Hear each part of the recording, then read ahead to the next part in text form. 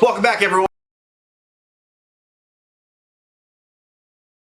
It double clicked, and now we're back. Okay. Oh, yeah, there we go. Yeah, there we go. Welcome back to Maleo Tab, everyone. It is yours truly, the DM, Mr. Dan Spence, and we are playing D&D again. Finally, it has been a while. We have been missing people, but we are here missing somebody. So yeah, we are. But we found somebody else. So this right here, he is a new player to the group, and this is if you want to introduce yourself, this is who? I am Evan. I've been playing for about a year now in Oscar's campaign. I've had the pleasure of meeting Dan, and Dan finally invited me in. Yes, so finally. I'm gonna struggle bust my way through this. Absolutely. Hell yeah. It will be a lot of fun. So he has a backstory, has a character, has a lot of unique things he's looking to do, and plus, as is a requirement to play in our group, as we found out, lots of Boulder Gate experience. So yes. that is it. So you might not know this, but David actually was, who normally is there. He normally didn't really know much about D&D. He was kind of confused all the time. Then he plays Boulder Gate. He comes back and obviously he's a professional. He's like, yep. yeah. Oh, here's how you min-max this to get this to blah, blah, blah. So like, bro, chill. Okay, bro. Completely different side of the coin there. Completely, like a 180, yeah. I did that on the lower level. It got me accustomed to races, classes, things like that, but not min-maxing them. Yeah. I mean, to be fair, most people don't min-max.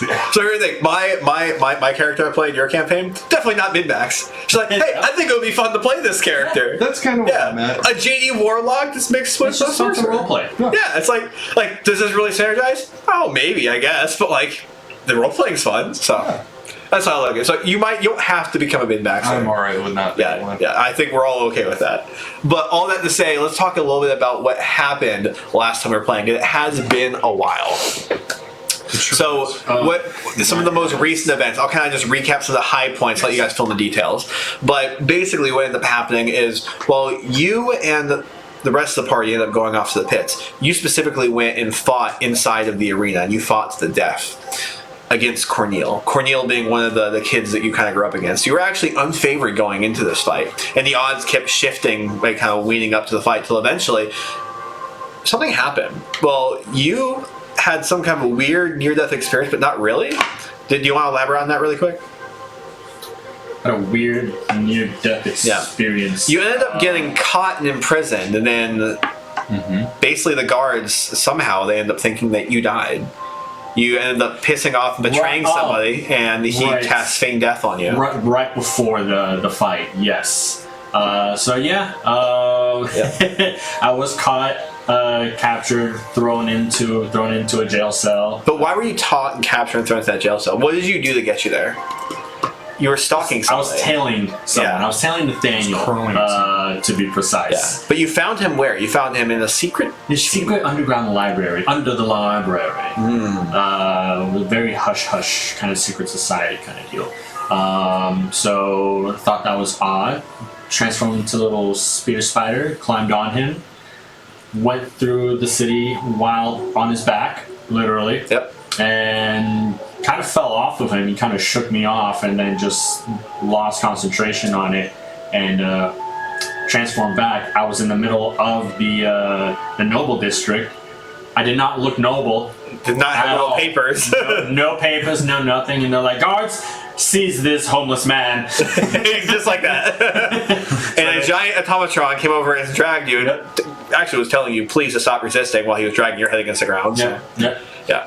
But you ended up finding yourself in jail, and you ran into this necromancer that you ended up actually betraying earlier. Yeah. And he told you he'd get you out, but the way he got you out, which you don't entirely know, he basically just knocked you out, cast Feign Death, and you woke up naked on a beach. Yep. Had to make my way back in town, But you got the reputation after that, though. I did. Of being the the one who I can't remember exactly what it was. I can't remember exactly what it was either, but basically. I think it was Reginald the Undying or something. Yes, that's what it was. Yeah, Reginald the Undying. So because you now have a reputation for coming back to life, it actually started to whip the odds heavily in your favor after that. So spectacle after spectacle, things happening. But you end up going to the pits and fought for your life and almost died. But you did come out on top. You barely came out on top. Barely came out on top. Barely. And as you ended up coming out on top, you ended up getting the roaring crowds, the cheers and everything, and you get out, collect your payment. find your way back to your home, drop the money off, and as you're going out, you end up running into, of course, Arthur and Cassian, and the two of you, or three of you, I guess, end up heading off to a guard shack because of reasons, and you end up deciding to spend an hour in real time in the guard shack, fiddling with miscellaneous potions, drinking halves of ones, charming each other, and all kinds of other finger fucking that would be happening off in the guard shack, because why not? Yeah. And after about an hour and a half of doing these things, which the DM was totally prepared for, you end up leaving there and then going off and almost being mugged by a couple bandits, where we start the next session, and you guys end up essentially massacring all the bandits who are trying to kill you almost in time, because they start to realize that they're dying, and they started to, you know, if I start attacking Reginald's dead wife, I'm sure that he'll stop beating us. They started doing that. He's like, why isn't he stopping? Why isn't he afraid? Will he stop killing us, please? He didn't stop. So eventually, your wife ended up breaking out. What happened there? Me fearing that I just lost my wife. Actually, her soul was just released from the cage, from the imprisonment that she was contained in. So now she's free to wander around by my side, either ethereally or non-ethereally. So, and when that happened, Lady Lisa, of course we knew this was not our friend. She came out all pissed as shit. Started yelling, berating us, calling us not so nice names. And it turned out that Lady Lisa was actually a hag in disguise. But not just a regular old hag, the ArchFae hags.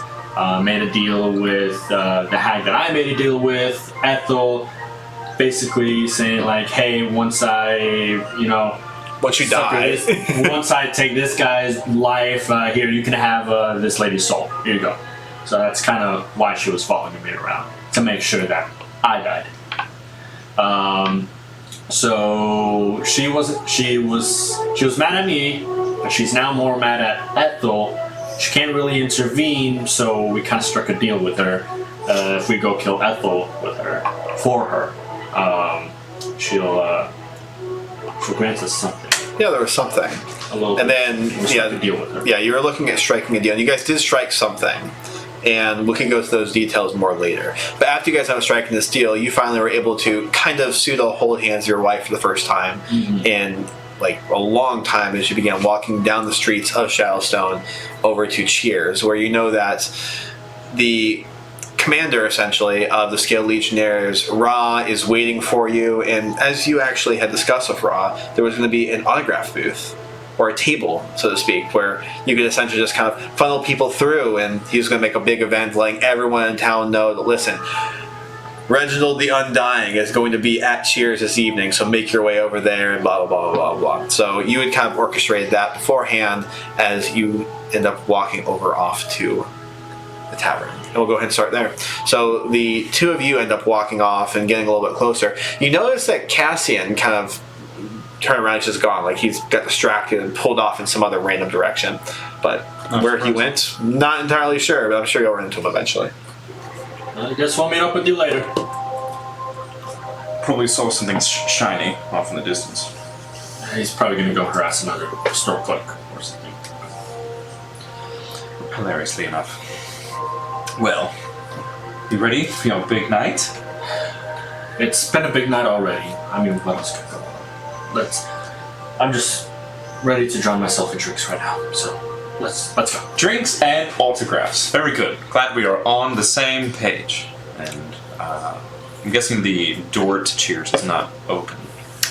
So as you end up rounding the corner, you're going to end up seeing that behind a bunch of trees, you know that there is a massive building that just barely ends up going over the top of these trees. I'm talking like, these trees are probably like 20 or 30 feet, and you see like the very, very long rooftops, just kind of like, think like Hogwarts, just like kind of like just penetrating the sky almost. It's just, it's so overdone. And as you end up getting a little bit closer and you see the front of this building, you're going to see what is a giant front that ends up having two columns made entirely of wood. And as you look at it, you notice that there are these little dragon claws all the way around the sides, what look like dragon horns kind of protruding and making some kind of an arching way that kind of holds up this little awning area that we could kind of walk into towards this giant wooden door that has an etching of two dragons flying and twisting among each other. As you get up closer, you end up seeing that there's actually a man standing at the door. Looks like a guard. Mm-hmm. I say, cheers is allowed. Oh. There you go. You're going to watch it just opens the door right for you. And as that happens, you're going to see these two massive doors immediately open. You just get a giant whiff of not just alcohol, booze, food, and an amazing ambient light. As you walk inside here, what you're going to see is you walked into an upscale tavern, and you're immediately greeted by this very, very warm glow. There's chandeliers. You notice that there's these dragon claws scattered all the way across the entirety of the railings and entirety of the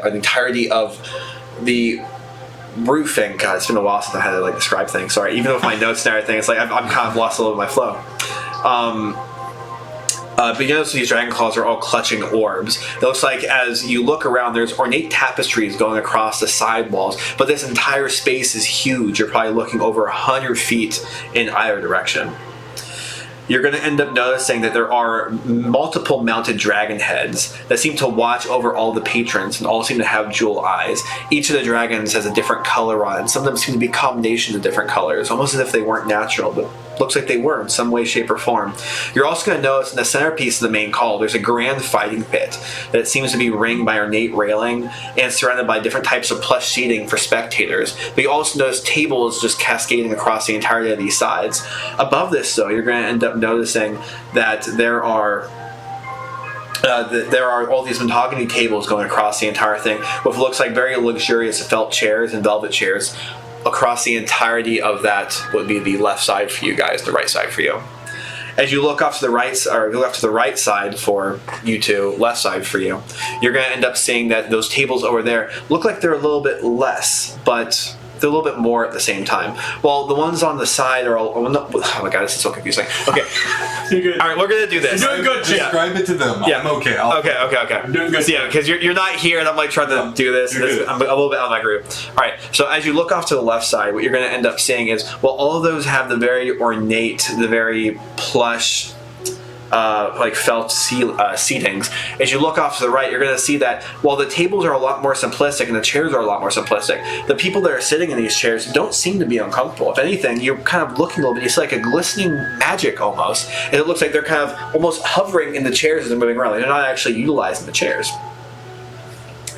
As you end up looking a little bit closer, you see that on the top back wall is a massive balcony that overlooks the entirety of the floor, offering really just a more private vantage point of everything that's going on, probably dedicated for more than noble clients.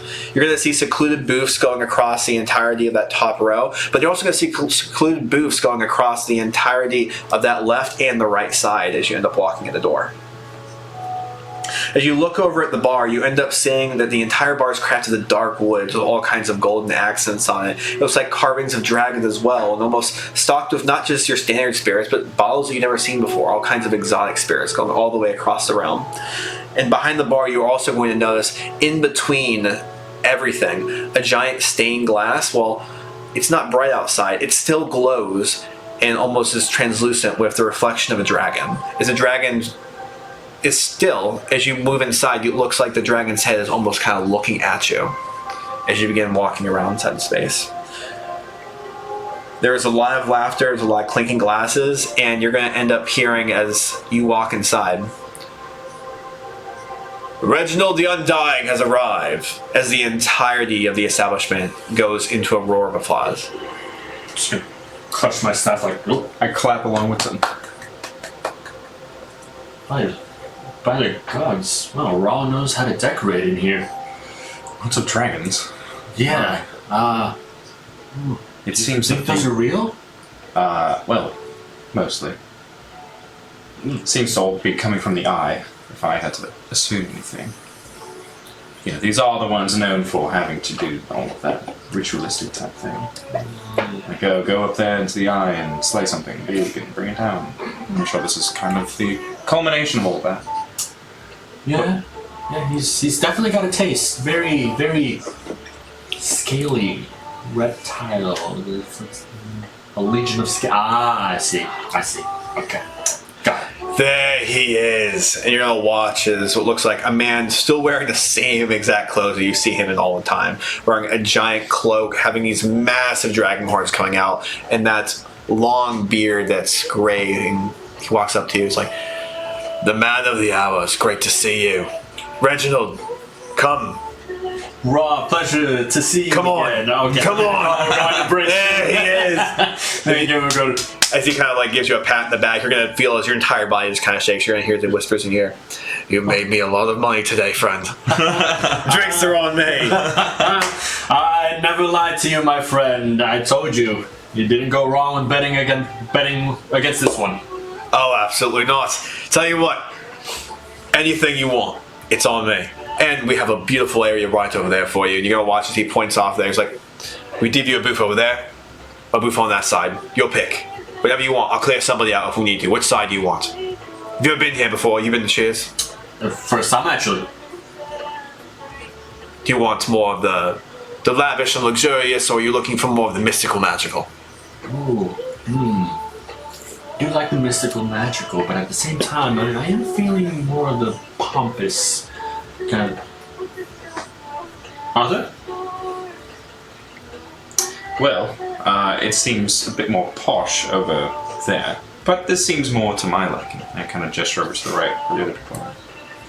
Yeah, I'm kind of curious on how they're just kind of sitting but not sitting. We'll go into the mystical side. Absolutely.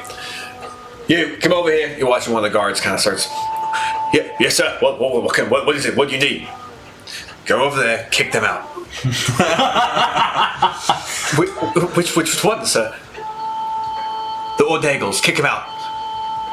The Ordagles are our regulars, and I don't care. Kick them out. Yes, sir. And you watch it, he just immediately starts shuffling on over there. So, it'll be just a minute. Terribly sorry about the wait. Do we glance over? I want to glance over. Is there actually like no other like available like other seats? Oh, there's plenty of seats over there. Yeah. I'm just gonna intervene. I'm like, oh, no need to kick them out. I'm sure one of the other tables is fine. Reginald, no, that is unacceptable. We are giving you the best booth on this side. If you want to sit over here on this side, you're getting the best booth on this side. Trust me, this is the biggest one. It has plenty of space. You're going to love it. They actually leave all kinds of ornate family drawings and elaborate things in there. It's simply well done, really. They've customized the space. It feels much more luxurious, and you still get the magic of the nature of this side of the room. And we're just taking the customized space. Yeah. Well, I just don't want to upset anyone. Oh, no, trust me. we are just guests. He's just kind of looking over there. You end up seeing as what looks like one of these guards is just kind of having a conversation with them as you see like a drink being thrown on the guard and drinks being thrown on the guard. You end up seeing what is a couple of people begin getting out and just getting really belligerent and just kind of arguing amongst themselves. Then one of them ends up immediately pointing over at you. I mean.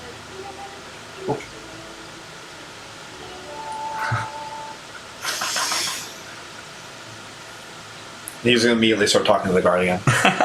So, you have to tell me when you were in when you were in the fight. How did it feel? I felt like you were going to die there, but you somehow held it together. What happened? Well, I feel like you of all people know how it feels to be in a fight such spectacularly as that one. When you go in confidently, with thinking that this fight was going to be over in 2 seconds, only for the battlefield to change. Hold that thought, Rachel. No more coming over here. You're going to turn around, you see there's a bunch of people begin to kind of form a line over onto the side. Go back to your seats, we'll let you know when it's ready. Sorry. Carry on, Rachel. Alright. Well, you of all people know when you're in the heat of battle, thinking the battle will end very quickly, but then the scene changes. The foe brings out a sudden ace up on their sleeves. Heat of battle, honestly, it took me completely by surprise, but I was quite adaptable to it. As you saw. I did. Range wasn't working, my magic was being thrown off to the side, so quickly had to be on my feet. Instead, bring it right close and personal. It was a smart move, it was. He was taken off guard by that completely. I was too. I didn't expect that out of you, to be honest. To be honest, it kind of surprised me myself. I honestly thought I would have been a goner right then and there. The pit of snakes too, genius. Thank you. Absolutely genius. Some of the best moves I've seen inside the pit. My personal touch. Excellent. And you would watch, he kind of turns around. Speaking of which, whiskey, scotch, ale. Give him a fine wine.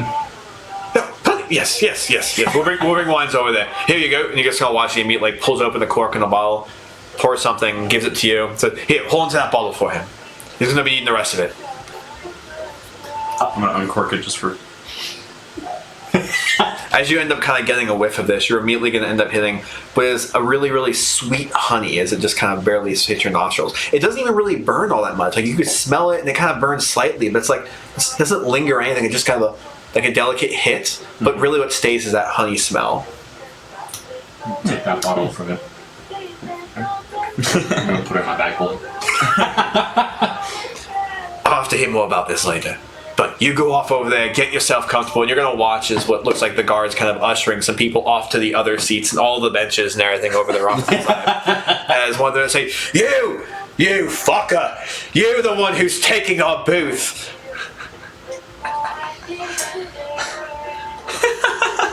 I'm laughing at this. Why is this happening?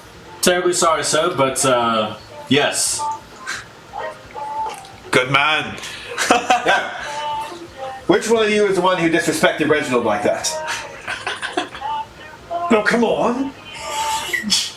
Which one was it? Which one was it? I was tasting the whiskey. It was someone over there. That gentleman there. That gentleman there? The one who's standing up. Excellent! Kick him out! Go! Come on! It's time for you to leave. Reginald, go enjoy your booth. I must deal with these matters. You watch as he immediately turns around and starts approaching the table. He gets quite hands-on with his own establishment. Very enthusiastic. Would not like to see his bad side. So, let's stay on his good side. Yes, and let us indeed get comfortable before we look behind us at like the line of people. Oh, And the people are they're standing far enough away where like they kind of were upsetting Rob, but they're still kind of there. Mm-hmm. okay. All right, let's make our way then. We're gonna make our way to the table then. Okay. So as you make your way over to the table, you're able to walk past all of the tables, these kind of weird floating chairs over top of wood. And as you end up looking at them, you end up seeing what looks like literally just normal wood. I want both of you to roll Arcana as you're walking by. First roll. That's a 7. No, that's a 1. It's literally a nat 1 off the rip. That's Nice. crazy. Good. These dice Got it out are of the way. great. Exactly. Got it out of the way. 9. 9. Okay, so as you end up walking by these things, you're just like, whew, that whiskey was just too much for the nostrils. These are cool floating chairs. One of them. I was gonna do that. I was gonna bounce them up and down. So as you're walking by after 9, you're able to notice that when nobody's sitting on it, it seems like they're just literally just wooden stumps. But you're watching as like these people are kind of moving around, and it looks like there's like magic like forming as they're moving, kind of thing. Almost like the magic supporting them inside these chairs. It seems to be originating out of the actual thin air, or the chair, the table, or the ceiling. Who knows? Immediately go to sleep. Okay, so as you go to sit on one of these chairs really quick, you're going to feel that your butt is just kind of sinking down infinitely because you don't really know when you're going to stop. But then all of a sudden, you feel what is like a magical cooling sensation just begin to kind of go through the entirety of your loins. And as that happens, as that happens, you're going to lean back even further as you feel your buttocks and your back begin to immediately have a nice chill. And as that happens, you're going to feel like for a split second, like, that's a little too chilly. And then immediately turns into this nice warmth. And as you're almost thinking about it, it's like, well, maybe this is too warm. It starts to cool back down again. It's just almost like determining based off of what you were thinking, what the temperature should be, and how the chair should be holding you in that moment. As you go and you're kind of leaning back, and at first like, maybe I kind of want to lean back and take a nap. It just keeps going until eventually you're just laying down flat. Okay.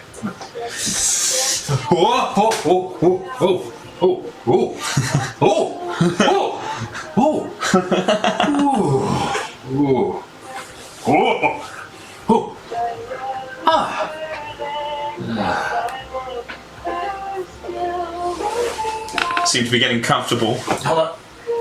It's like there's a trick to it.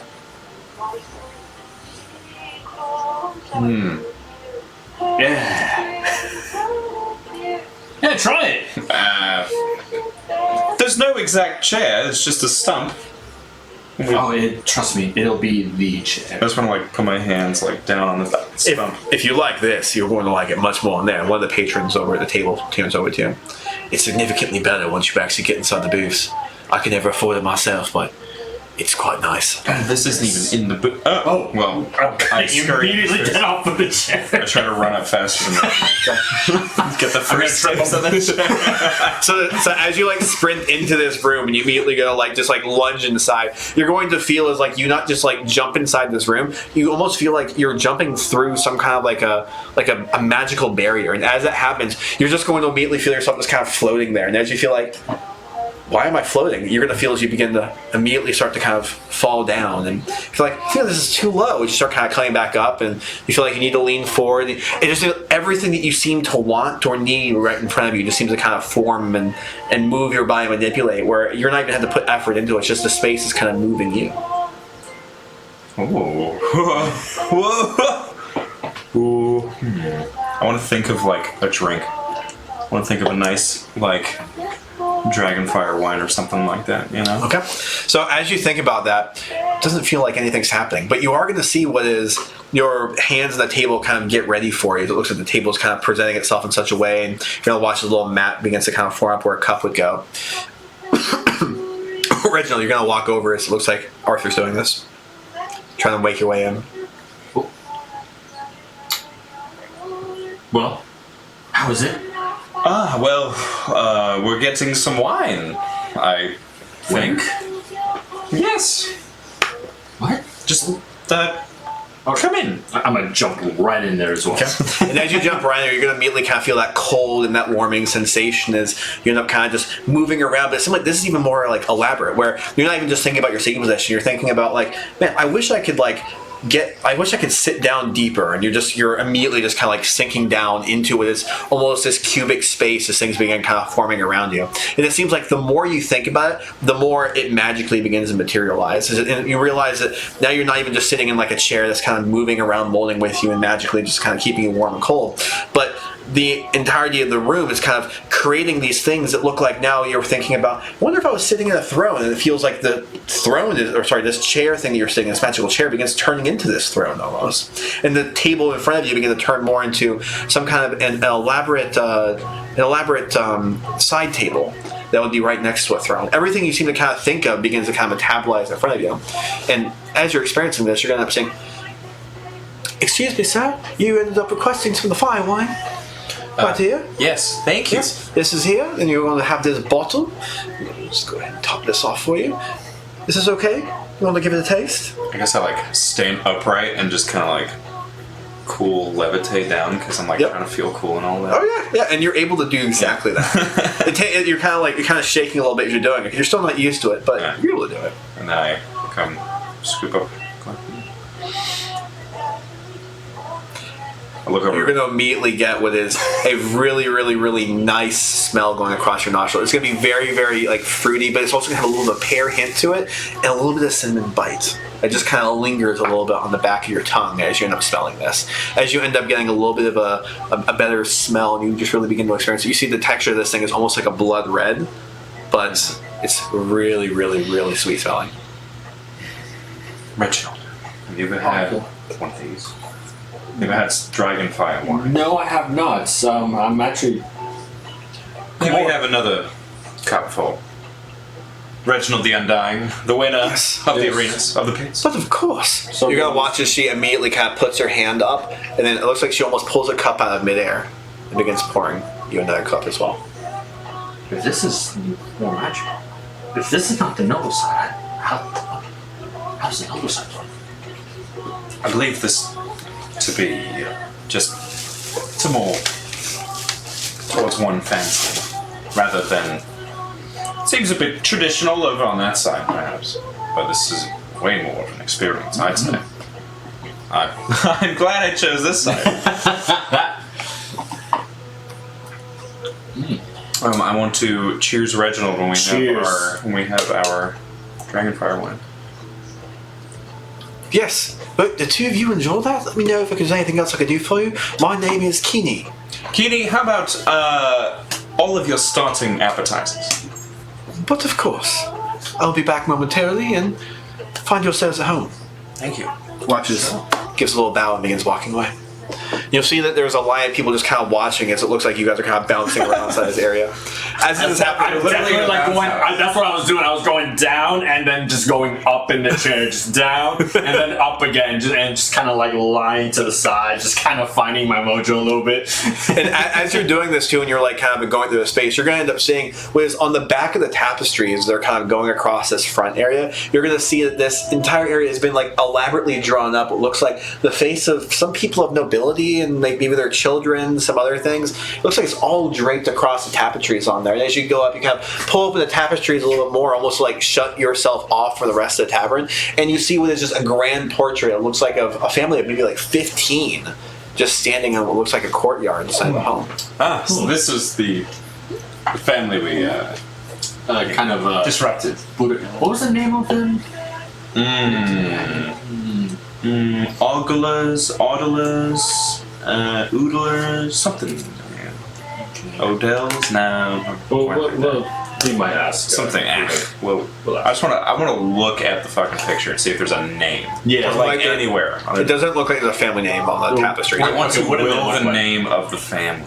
I I want to will it in my mind What's for the my crest? chair Do to they have a turn. crest? Can you describe the crest? Yeah, so they actually do have a crest. So the crest is going to end up being a shield that looks like it actually has an apple going across the front. And the apple is also going to end up having what looks like an arrow going through it on one side and a snake wrapped around the top with the head pointing down on top. With an arrow and a snake on it. Okay. Mm-hmm. So it's going to be an apple in the center of a shield with an arrow going through and then a snake head going around on top.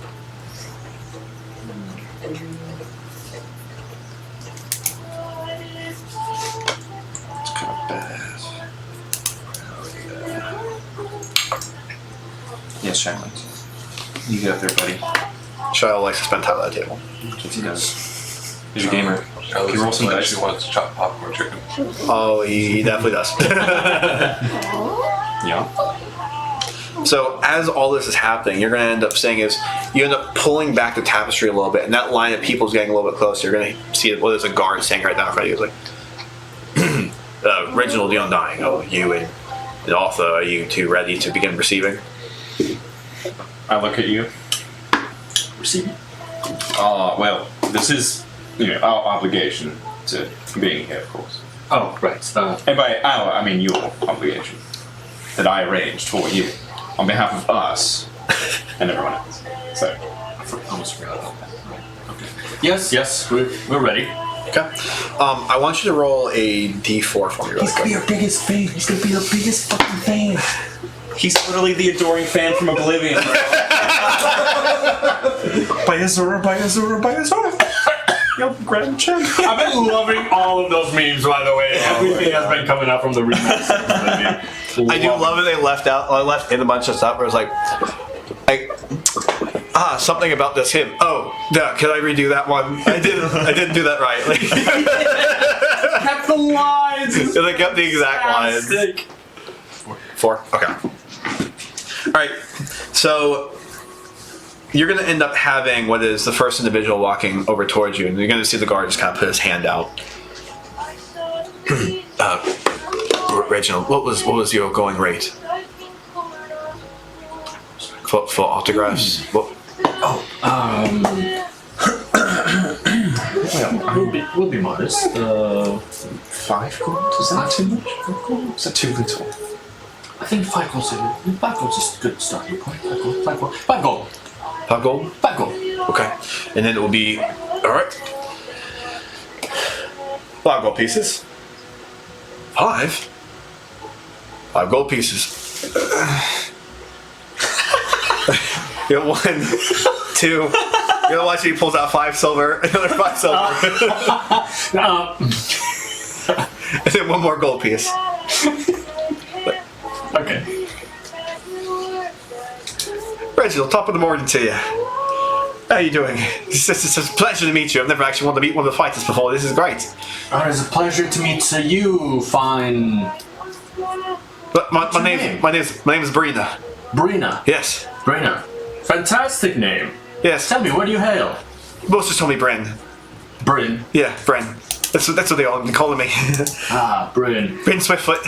Bryn Swiftfoot. Yeah. I'm gonna take whatever he has for me to sign. Yes. So I got my massager here. If you could sign this for me, thank you. Of course. I want to take a good look at Bryn and see what he looks like. Yeah. So you're able to see pretty easily that he is not very tall. So what you're staring at is actually a halfling, and you end up seeing there's a loot strapped across his back. It looks like he's wearing very, very basic clothing, but it looks like he has a little bit of like leather armor on him. I've been wanting to go out and travel a bit more, but it's been pretty difficult to get out there and doing these kind of things. Bryn, you're thinking of venturing inside yourself? A bit more, yes, than what I've been doing. Well, see. I saw you in the pits, and you came from where I was too. I was there at one point in the Blighted. And I've been making my way out, slowly but surely. We all have our starts, and trust me, you'll find your way. Oh, thank you very much for that. And I'm just gonna go ahead and sign it to my good friend Bryn. Stand tall. Wow. That's a good one. Do not be discouraged by anyone at all. You are the chooser of your own path. Roll performance. Can we express the fact that you gave a short person stand tall? Yeah. And you didn't sign your name?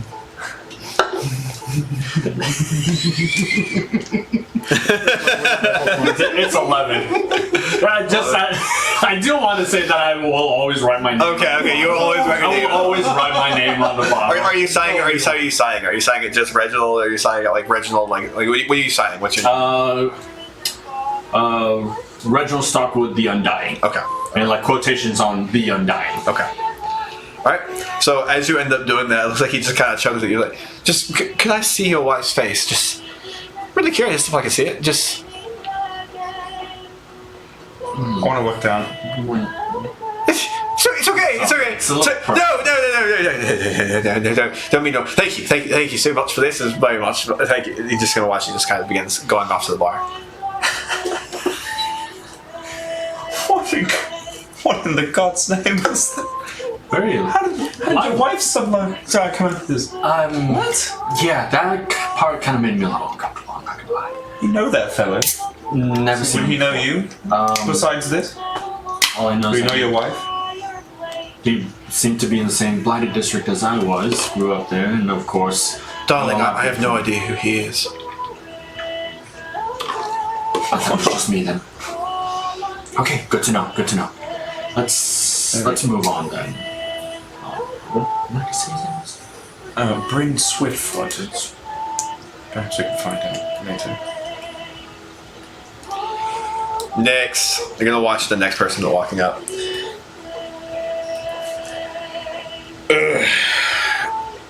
So Reginald, pleasure to make your acquaintance. My name is Sir Galen Thornfield. Pleasure to meet you, Mr. Goldfield. Pleasure's all mine. You're gonna watch. You're shaking the hand of what looks like an older man, but he's still donning full-on plate armor. You're able to see the wrinkles going across his face and the crow's feet. It looks like even sun damage going across his forehead, but he's still cleanly shaven. Oh. And as he's standing in front of you, I've seen many come into this battlefield. I've seen many fight in wars. I've seen many die in the wars. Plenty of dying right now. Have you ever considered being a mercenary? The thought hasn't crossed my mind, so. Well, it's a thought ever does. Reach out. The two-tailed dragon's always looking for some. Two-tail? Two-tailed dragons.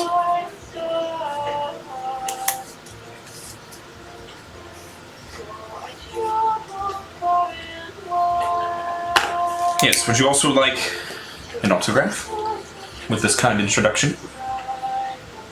Of course. I'll take an autograph, not for myself. I'm sure there will be someone out there willing to take it. Okay. Well, would you like to offer it to maybe a family member or something of the like? We could address it to someone. You can give it as you see fit, if it seems to be the truth. I have a niece off from the Imperial land. You can write to her. Nice. Wow. Of course, and I'm going to write it out to. What's his niece's name? Sarah. Sarah with 2 A's at the end as well. Sarah. Are you mocking me? No, No. I'm assuming 2 A's.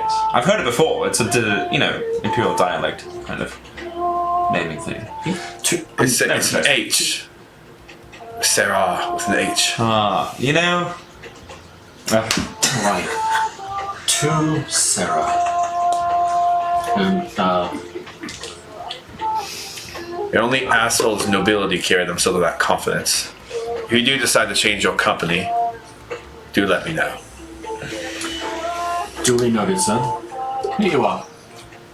Thank Wonderful you. Sarah. May our paths cross again. They may. You seem like a man that has much to tell, many stories. Countless, actually. I would love to hear some someday. If you're ever curious, I'm sitting over on the find the thing side. This new age magic intermixing is not for my liking. Understandable. And pardon, again, I'm terrible grasping names. Your last name again was? Thornfield. Thornfield.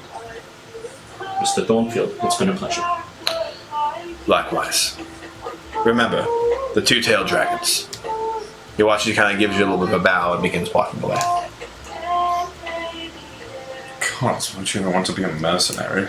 Ugh. Well, maybe some coin in that, but it's not like we're in dire need of that.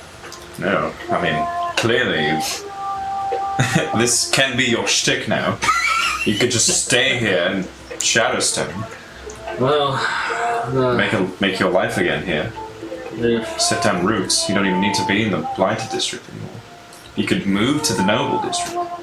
as pleasant as that sounds, once you've lived in the slums for nearly your whole life, you get some perceptions on the Noble District. No, of course, but Next, you're gonna watch another gentleman walks up to you. another. You're watching this man's walking forward and wearing what is a very, very nice felt robe. Looks like it has a lot of paisley dressing going all the way across the arm, but only on one arm and on one side. And as he walks up to you, you're gonna end up saying, Reginald the Undying. Pleasure to make your acquaintance. How much is your time worth, by chance? How much is what? Your time, how much is it worth? Oh, Well, there was 5 gold at the gold. start. Of course, but for more time, perhaps. more time. Well, that would cost you at least another drink. At the very least. At least. And perhaps after all of this autographing is over. Here. You're gonna watch he throws you a little bag. Feeling it as you're kind of shaking it around. Assuming that this is all gold pieces, you're probably holding at least like 45 gold pieces. It should be enough for my time. Then who am I dealing with right now? My name is Leo Vaughn. Theo Vaughn. Leo Vaughn. Leo Vaughn. V-A-N? Leovon. V-O-N. Okay. A. Leo Vaughn. Leo Vaughn Cougar. Cougar. I'm actually a noble from Doomshaven. Are you familiar? Doomshaven? I'm afraid not. Doomshaven's on the southernmost part before you get to the Cliffs of Doom. Still within the Freelands, but with all the hostilities that have been taking place, me and my soon-to-be have come to Shadowstone before we leave. That's actually why I'm here. You see, we're running into some marital issues without actually being married. We could discuss this more, but if I may, get your ear for a short period, but I need some relationship advice, more personal relationship advice. Listen, Leo. Leo Vaughn. Lovon. My apologies, Lovon. I don't know where you might have heard or gotten the assumption that I'm some sort of social worker and helps with. Sorry, that's not what I'm trying to imply. But all that I'm trying to say is my wife, since we got to the city, has been infatuated with the tale of you and your life. And it's been publicized everywhere. Now, you have a love story above all love stories. You've been separated through no means of your own, and you've been doing everything to get her back. And apparently, I have said the wrong thing one too many times. We are supposed to be leaving for the Imperial's territories here tomorrow. And because of something I said a short while ago, she has decided that she is going by herself, and she is not going to bring me with her. To the Imperial side. Yes, we're supposed to be leaving. She's from the Imperial territory, she's nobility over there, nobility over here. We were to be wed and then go off to the Imperials. But she's going without me unless I can change her mind, and she won't speak to me. I'm very much hoping that maybe you can help me get through to her, or maybe you can get through to her. The gods are showing me a way, but I see. we can speak more later, perhaps? Yes, we can.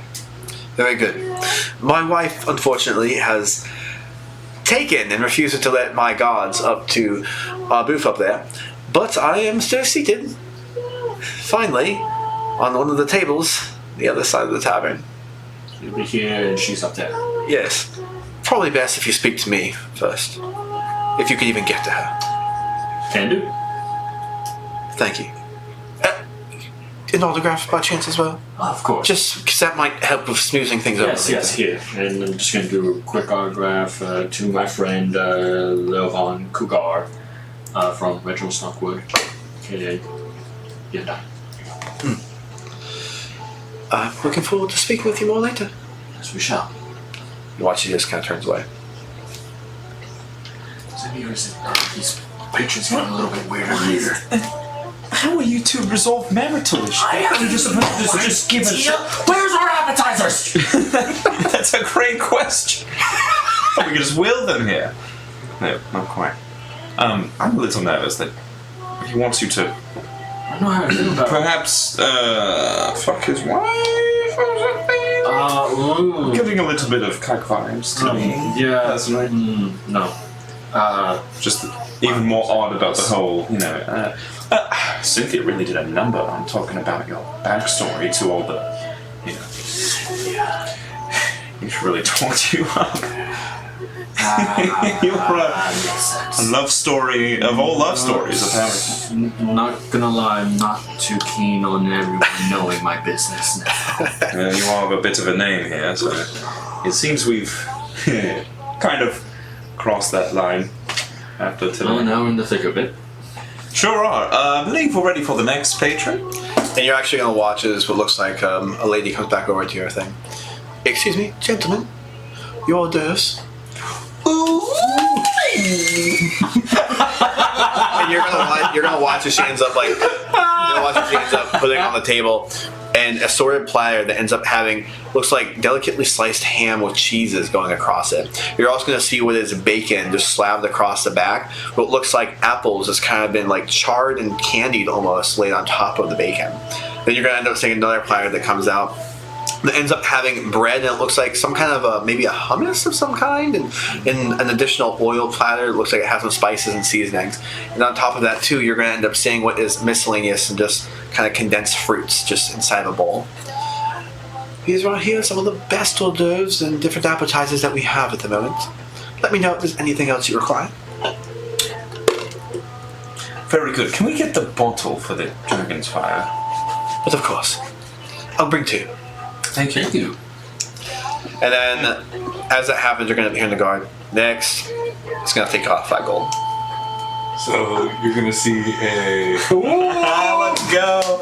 a short, long black hair, not very well kept, a big beard with gold pieces kind of slathered through it.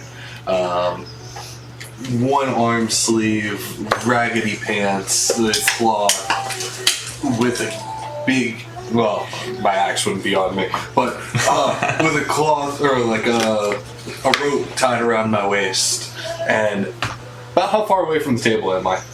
At this point, you're probably about 15 feet. We can go ahead and position you guys where you're kind of giving your stuff and everything. So we're kind of right over there. So where's your characters? Right. This is the big booth here in the middle. And then There you go. That's it. Yeah. Here's your big booth there in the middle. with 2 tankards of ale. Reginald! And I just kind of run over and plop myself into the booth, and not knowing that any of these magical things will be happening, spill some of the ale on myself and kind of freaking out. I'm about to take a bite into one of the ogres, and I'm just bite. Hi, what are you doing there? You can watch the guard comes over. You're not supposed to be getting inside the booth. This is their private quarters. It's all right. It's all right. He brings ale. Reginald, cheers. Cheers, Your victory. Yes, cheers, my friend. I like Reginald's victory. Yes, I cheers. love. And I just kind of give him a look. I love you right now.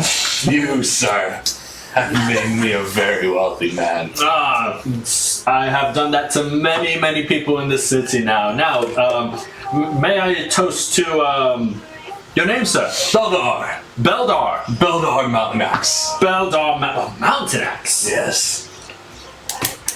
You're a little tipsy there, my friend. Yes. I think he mentioned it too, but he is a dwarf. So. I am a dwarf. Yes.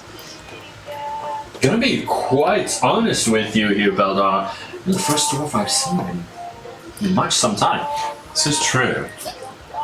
After I look at Beldar, I want to. Do I get a whiff of Beldar? You're probably gonna smell a lot of alcohol. Almost like he's been drinking all day. Since about the end of the fight, shortly thereafter. Beldar, we like your energy. We think you should join us here. You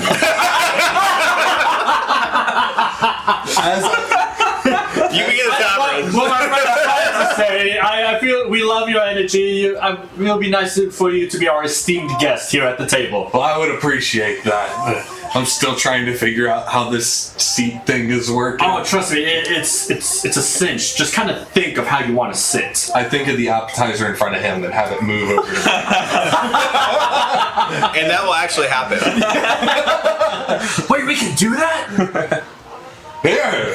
Just kind of pass it over. Moves pancakes with mine. As you're thinking about it even more, you end up actually like thinking about like, man, okay, I wonder if I could push this even further, and you end up realizing you could actually pick up the hors d'oeuvres and move them over towards your mouth too. No way! It takes a lot of thinking to do it, but you can do it. Okay, wait. I'm gonna try something. No way! Oh! Wait, we can. Oh! Maybe I've drunk too much. And it continues to sit on the tankard. As this happens, I want you guys to all roll perception really quick. Oh. Wait, I don't even need to see my sheet. I rolled a 2. I got an 11. Okay. 24. So, okay, you're gonna be the only one who notices this. An 8? Yeah. Okay. Not gonna be enough, unfortunately. That is good. That is good, but that's not enough. Yeah. So you are gonna end up being the only one who notices this. You're gonna end up, you're gonna like notice from the corner of your eye. You're gonna see what is a couple of people sitting at a table off to the far side. Actually, one of them that you pointed to earlier. You're gonna watch as one of them just say, "That's it! I can't stand what they're doing with our booth." As immediately one of the guards walks over there and just clocks him right across the face. Oh my god! And another 2 guards grab him and start dragging him out of the establishment. That's insane. Your service in here is impeccable. And that's what you're noticing as you're trying to eat this thing. Wait. I'm trying to take it. You like turn like by it and you watch this take a piece of happen. bacon. I'm like, oh. And I'm gonna look back at the tapestry and see if it's the same guy that's on there. It is the same guy that's on. I'm dip my finger in one of like the little saucy ones. I'm just gonna draw like a little heart. Signs his name. And you're able to do that. Somebody in chat said took 50 minutes for the appetizers to get.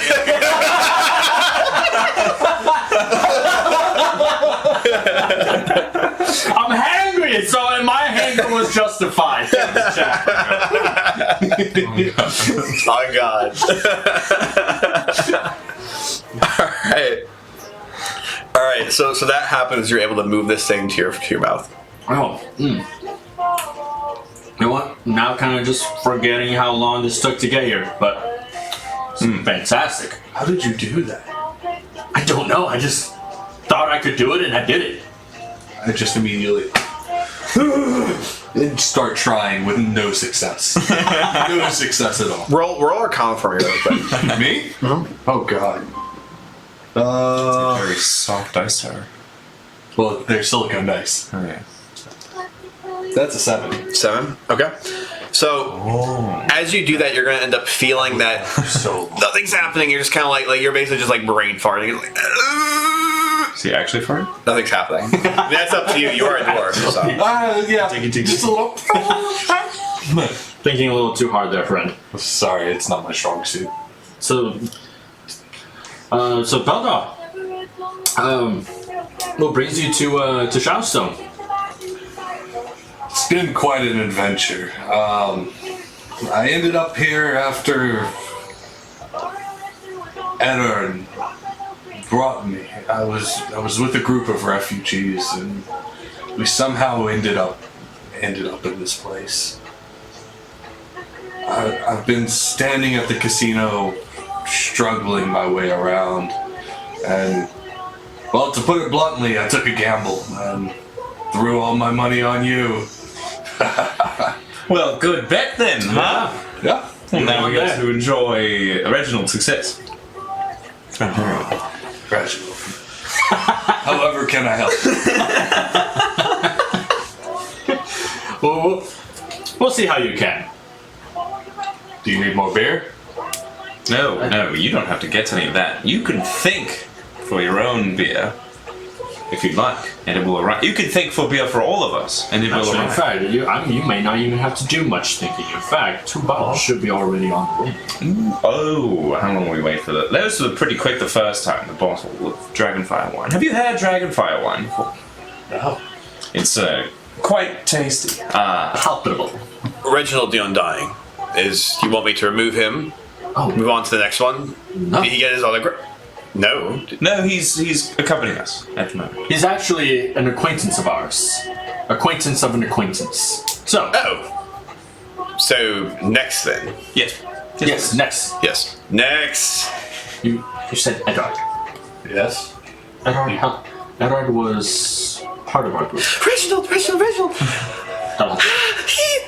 you sign my skirt? She just like lifts her skirt like all the way up inside the table. Yes, I would Actually, give me that one. Oh, dropped it in the box. I would rather. Oh, I got a drink right here. Sorry, I don't do clothing. It's too difficult to write off. You're gonna watch as she immediately just starts kind of ripping it off. Here. Dedication. I like that. Did she just rip off her skirt? Part of it. That she did. To Good thing I'm not a... your name, darling. Lily. Wonderful name. Wonderful name. To young Lily. Can you put a couple hearts on there? I'm gonna draw little hearts right on top. To Lily, my esteemed fan. Yours truly, Reginald Stockwood, the back. And hand it back. You just see him being like gonna run away. 5 gold, 5 gold. 5 gold is fine. You're only charging 5? Should have been 10 for a man like you. Try to keep it humble. Yes, of course. Can't be too discerning. Didn't want everyone to feel discouraged about coming to visit Reginald. He needs to be known as a man of the people from the Blighted District. Truly. Man of the people. You're Man gonna of have the Blighted people. You are going to have like another 1 or 2 people end up coming by and giving you a couple autographs. Then the guard's going to walk up to you and be like, "All right, looks to be enough for now. We'll take up the rest of the line here later." Reginald, Arthur, and company. Wait, as soon as he says that, I just kind of look at him again. Arthur? Yes. Oh. Yes. Yes, Reginald, Arthur, and you're the company. We're going to have a performance over here on the stage, so a couple of the bards are going to come out and play some music. It's going to be a lot more lively and upbeat, but we're also going to have fighting going on in the main arena. If you would like to watch some of that spectacle, feel free to sit here and enjoy your drink. Oh, and watch as a lady ends up walking by and bringing over your 2 bottles. Oh, perfect. Thank you so much. Oh, would you like another glass? Yes. Oh, yes. And watch as she just kind of like reached her hand, almost like she's pulling out of nothing, and pulls another glass out. Here you go, sir. She's going to immediately pull something out for you and pour it. 1 moment. It's not big enough for you, my friend. I'll use the tank. That as well. Okay. Well, it seems you have some amount of liquid you need to polish off before anything. My man! Here, let me get that for you. Watch as she pops the cork and immediately begins pouring it for you. Would you like to sample it first before I pour all the way? No, it should be fine. Just make sure you serve them first. I don't want to steal all of their... Okay. Just gonna immediately go and pour and pour and pour. I sit at the table. I sit the ball right down on the table. Gentlemen, you watch as she just kind of gives a curtsy and walks away. 2 new friends. So new friends. Your friends. Cheers. Cheers. Blink. So, you've spoken of Eddard and know of me. I'm assuming he's spoken of us. Well, yeah, I've actually met you. I was with the group of refugees that went through Pike. I ended up... Hold on. You were with us when we escaped. Yes, we found shelter in an inn. I met a woman named Margaret. My beloved. I even met She should be I here. even met someone named Cynthia from the Lord's Court. It's been an interesting couple of weeks. Agreed. It has been for all of us. Quite the... Well... Part of me wants to say roller coaster, but I'm not even quite sure what that means. Quite the horseback ride. If one went up and down the valleys. Or so. I don't know, something like that. Well, hopefully, you've seen where we've arrived to at this point. Yes. And it's quite the step up from where we were, in Pike. You've given me quite the step up as well. Wasn't I me. even managed, thanks to you, a diamond pass. Diamond? Oh, he's even... I was about to ask how you came to be here in the Noble District. Well, That explains it. I bet everything on him and won, and one of the first things I bought was a diamond pass and a fuck ton of alcohol. A great way to spend one's newly acquired fortune. It has been. I'm glad to have finally met you, and I'm glad to see you again. I'm so sorry we didn't make acquaintance before, and we didn't get to know each other in our travels. It's fine. There was a lot going on. Indeed. You were... When did we separate? Did we separate at the bridge? I think it was right at the bridge. You wouldn't have been there. Oh, sorry. Yeah, you just yeah. Above. Did, Above. okay. I guess I'm asking you then. Did we separate at the bridge? We must have. If you need help, you go as roll history too. Yeah. Ooh, that's gonna be really good. 22. Yeah, so you actually end up remembering a little bit. Well, you didn't hear it explicitly come from him, but you think you remember hearing like Edard or somebody else saying, at least like kind of through the grapevine, that they were going to go scout a bridge out, and they left you and the rest of the group there to kind of fend for themselves with the cart. And that was when the Imperials came by and kind of like took you in, interrogated a couple of you, and ended up sending you off with supplies on your way over to Shadowstone. Gotcha. Yeah, that's kind of what you remember. So if you go ahead and go into with that. Yes. Edard went off to the bridge. I had a run-in with the Imperials. They questioned everyone. But that's about how I ended up here. Well, we did hear that they were. How long ago did you arrive in the city? We only arrived about what? Maybe about a week ago. A couple days. Well, we also had our adventure. That actually would have only been like a couple of days. Would it really have? Yeah, it hasn't. That dungeon. You guys lived that dungeon in like real time. That was not like. That was not like. And we fast forward. I was like, nope, like 3 hours here, 3 hours there. It was Well, we did because we did rest down there, you guys did rest down there. and we also we arrived to the city, and we were here for a day before we went off, and then we've had like what? It's been 3 days. It's basically been 3. Like, it's been Way 3 to go, days. buddy. It's Like been 3 days to a make year. that A potato year salad. has been like 3 days. Like you guys have been real timing this campaign. That's Like, true. 3 days. That's true. Yeah, the whole campaign has been about 2.5 weeks. Yeah, a 3-year campaign has been about 2.5 weeks. Yeah. Seems we arrived at the same time, but we missed each other. I only got here maybe 2.5, 3 days ago as well. Indeed. Well, glad to have evaded the Imperials, and their scrutiny was, not very harsh. At least for some. Well, For some. At least you aren't the man to kill. true. Yes. The other Nathaniel. Wait, there's another Nathaniel? There is. We're I suppose you can start learning about this. You came near Director's Shadowstone after the bridge. We went and we tried to find, some place safe enough and also opportune enough for us to hide, because we didn't want to. The Imperials were already after people on the road. You all went one way, we went another. Seems they found you, unfortunately. And, we did run into some trouble, but not necessarily Imperial related, with dragon bits and whatnot. I think they had really hard that time, with the dragons on the bridge, the water. Yeah. You weren't there for that. no, it wasn't. No. You didn't come in until Briston's done. Either way, long story short, we've had quite the adventure of it, just in the short time from escaping it all.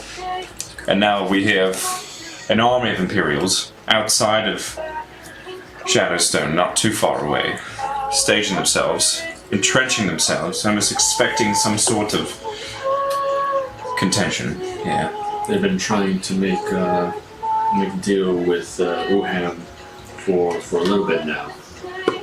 So there's definitely some politics going on in the city with that. And we've been in the fortunate position to at least becoming somewhat relevant enough to get to know this information and partake in the local kind of politicking, if you will. But I'm of the mind. I am a Freelander through and through. It seems you might be as well. The Empire, they always go on these grand crusades against the Freelands. It always ends up, this ahistorical capturing of history where, there were people native to this land. They called it the Plague of the Death Walkers, and perhaps it was quite a bit of troubled business, but there were still normal villages of people that were washed away, cleansed, murdered. by these crusades of the Empire. And my heart is with them, not those of conquering forces. So, not sure where you stand on it. That's us. We're happy to be in Shadowstone. It's a bit of neutrality, of course, but I think there's a bit more of air to aid the free lands and free folk, and a lot more proud free folk here than perhaps otherwise. Very proud. To put it bluntly, I'm just happy to be out of the Cliffs of Doom. I was raised almost outside of all of this. I grew up in a small city, or a small group hiding in a mountain. My father was a miner, and we took some of this gold, and I point to some of the things on my beard, and these were all just crafted, usually traded off to get us supplies. Most of my childhood I grew up on stories from our traders and from my father, who was before the plague of the Deathwalkers, and just finding out anything new for this world. I'm getting to see the sun, I'm getting to see the world, I'm getting to see all of the legends, the legend of the undying. True. Very true. And see what more there is. Agreed. Stick close to us, brother. We'll show you the world. In fact, we are... Oh, I don't know where Cassian ended up going off to. Right, be aware of that. We have another comrade, another companion.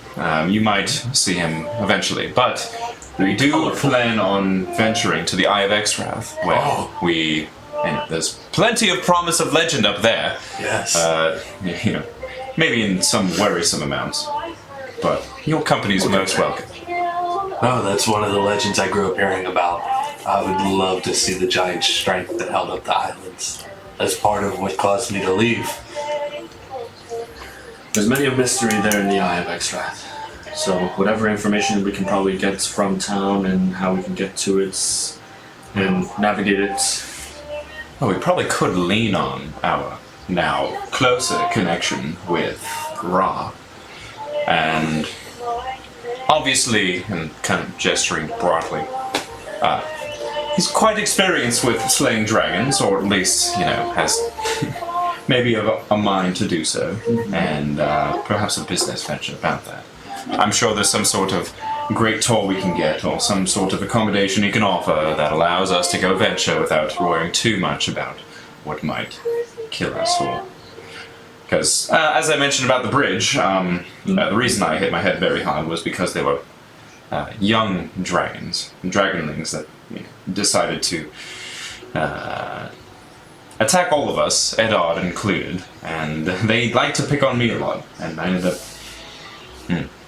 having a good time. I was also on a lot of drugs as well, but that perhaps unrelated, but that's fine. Fire salts or something like that. I want to try that. You say that, and you know what? I kind of miss it. It was very nice, the feeling of it. The crash after was awful, horrendous. Took me about 2 days to recover after the fact, but at least had me up in the fight. So I am eager about the Eye of Exrath, but not because of what might face us, more of the promise of what we could receive after. So, anyway, enough about me. Great to see that we can make acquaintance with, those of us that we traveled with before. Know a little bit more about it. A different picture than how you know me, and how I feel like I'm the only damn one left of the original group. It's really sad. Well, don't be sad about it.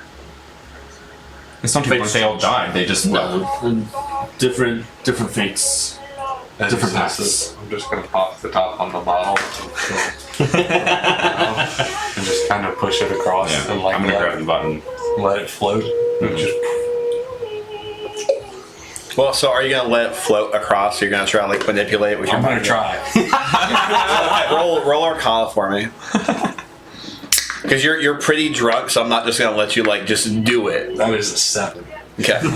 you're gonna be doing it pretty well. You're gonna watch as like this thing's kind of shaking, the tanker's kind of shaking, and it's kind of like being pushed over, like almost like he's trying to concentrate on getting it over to you, but it's like he's struggling to concentrate on it, and it's just kind of shaking, and a little bit's going all over the table and everything, and it's eventually coming over towards you.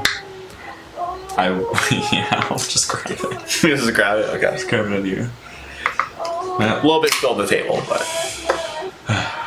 To new friends again. Cheers. To new friend. And I just hurriedly take a Cheers. fast gulp. Anyway, there he is. You know, watches. It looks like Commander Ra comes back around the corner, biting off onto a massive chicken leg. How have you been doing there, Reginald? Hope things have been well. Oh, Have they? the drinks, the food, superb. Superb. You want some chicken? They didn't bring any chicken. You don't. Oh, well, we just had appetizers first. They haven't come back yet to ask for food. hang on. Have they? Are you ordering? I want to think about ordering the whole menu. You know what you're doing. You know what you understand. Do you mind if I sit with you? Please, by all means, be our guest. Be careful, you may fart. He's a funny one. You're gonna watch, like, you kind of just have him lean over. He's a funny one. You're gonna let just smell the alcohol in his breath. It's gonna be pungent and pungent. Well, two can play that game. Where'd you come from? Are you one of their friends? It's one of our friends. Excuse me. Oh my. Pardon me. Oh, make some room, make some room. You're gonna watch he just kind of like plops himself in there, so he just immediately begins floating, almost like he knows how to work this. Like he's just kind of sitting there relaxing, eating pieces of his chicken. Reginald, I'm so glad you decided to come out here tonight. I'm glad I came as well. It's an amazing establishment they have. Thank you. We've never been here. This is incredible. How did you come to build this place? All of the furnishings, dragons, the everything, decorations. all of it. Well, to be honest with you, the secret is one being the commander of the Scaled Legionaries. See, I actually worked for the Two-Tailed Dragons for a little bit of time, and after being a mercenary for a little, it was about time I upgrade a bit. I was going to go off and join the Lord's army when, I came of age, but I decided the Two-Tailed Dragons was a better bet for me. And I'm glad I did. Shortly after that, I ended up running into Uham the Bold. I actually saved him from a load of bandits and ended up finding myself as the commander of the Scaled Legionaries a couple of years after that. And I'll tell you what, when you're good friends with Uham the Bold, there's nothing that man can't make happen. Between all the attacks and everything, and the dragons that we have our new recruits go in and slay in the Eye of Exwrath as part of their rite of passage, we've gotten plenty of the core for this place. Well, that surely does explain it. Now, is it just recruits that you're sending into the Eye, or who's... We also have plenty of tourists going to the Eye, but... Tourists going to the Eye? Yeah, it's a whole business and industry. You didn't know that. I'm surprised. You lived here for, what, I might have slipped my mind. months? The drinks have altered my memory a little bit. Quite alright. Or, I assume you're taking the tourists and mainly cleared areas that have been cleared out for quite some time from the Eye. Mostly. And then we also have just an entire industry of adventurers and adventuring parties that will be paid to go up there and escort people into the Eye for different things and tasks. But we also let people go on there in their own prerogative, but they are heavily warned because it is a very deadly place up there.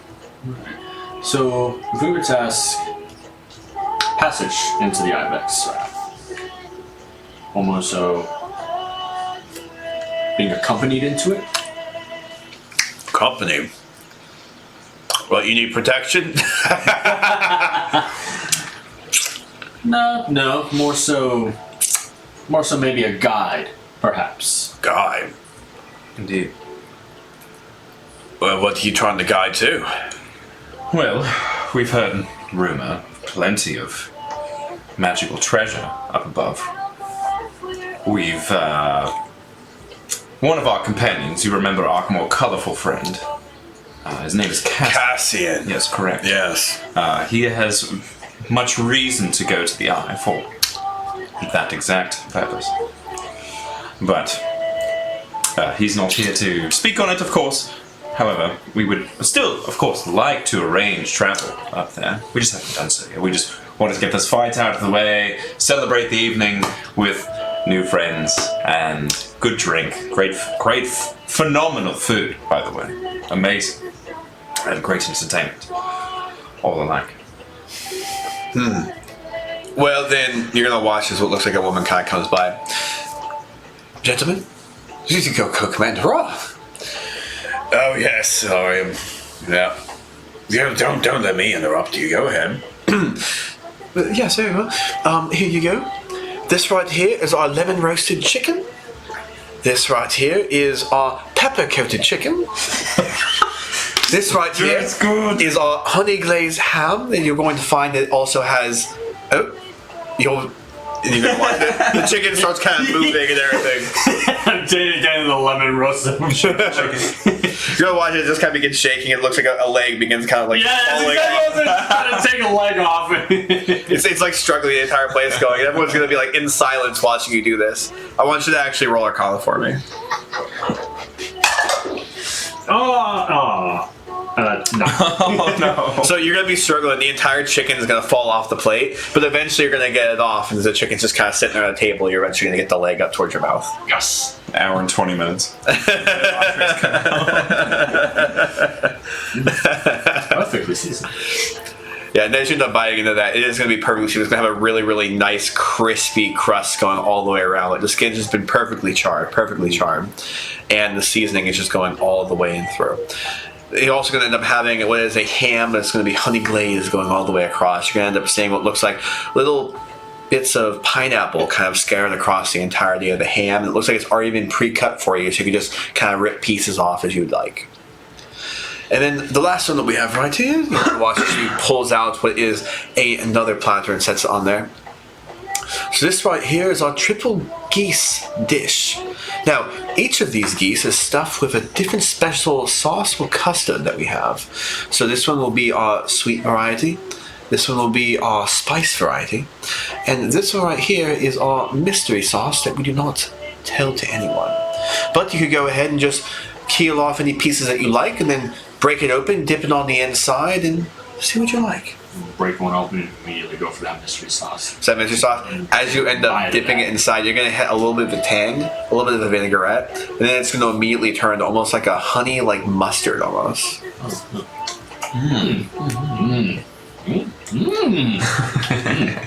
recommend the mystery sauce. As he's doing that, I'm gonna kind of just slowly reach over and pick the chicken up off the table and just pull a leg off. There you go. And you get that other leg, and are you still leaving the chicken on the table, or are you leaving it, put it back on the dish? No, I'm leaving it on the table. Okay, it's on the table. Got it. It's on the table. Is there anything else I can do for you, gentlemen? How are we doing on the... Well, we still have... Well, we have another bottle. I think we're okay. It would be 5 for now. Gentlemen? I thought it would be sent out. You watch as she just kind of ushers herself away. I will say, all the sauce is over there. I do think that the spicy sauce is my favorite. Makes me feel like I'm alive. I don't normally get that from sauces. I usually get that from the wine spice. Or maybe even that... The whiskey that you presented earlier smelled divine. It's my favorite whiskey. Normally I'm not a fan of whiskey, but that... incredible. You want to know a secret? Please. You're going to watch, he kind of pulls back over his armor, pulls out a little flask. Always have a little bit on me. It was whiskey. It's some good whiskey. I'm gonna... think of another one. Which one are you thinking of? Think of the same whiskey. Same whiskey? Okay. All right, you're The thinking honey of mustard whiskey. is that what you're actually thinking about?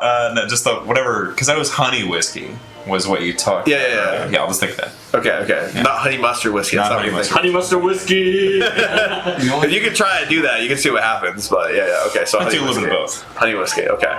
The only thing that comes to mind is like back at house where the tickets print, just honey mustard whiskey.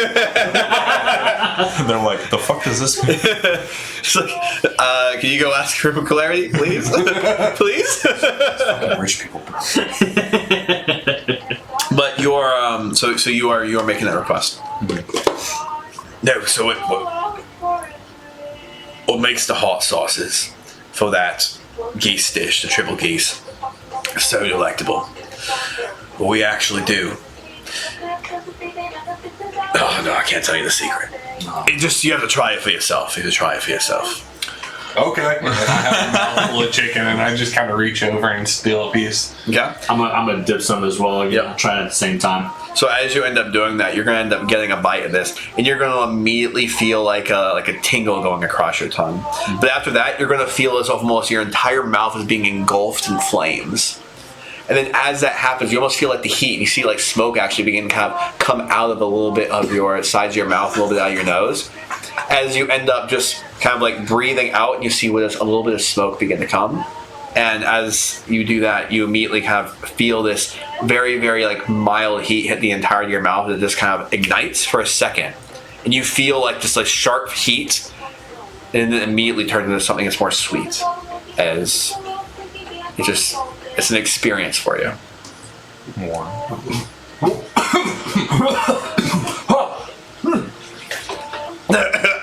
No, you'll survive. You'll survive. It's okay. Tangy? Another. Yes! And as the smoke starts to come out, I just start blowing O's. Yeah, and as you do that, you're fully able to blow O's. You're a smart man. Delicious though. Arthur, you should try it. Don't mind if I do. I'm gonna grab it. Okay. Oh, it's just dead though. Is this what those fire salts were like? Not quite the same. Maybe for a moment. Fire salts. What are you talking about? You've partaken in that before, haven't you? No, of which I speak. Fire salts for seasoning? What are you referring to? No. The other fire salts. The fire salts. Oh, hoppy? Well, a bit. No. It was something at the time. What am I remembering wrong? I think you might be referring to hoppy.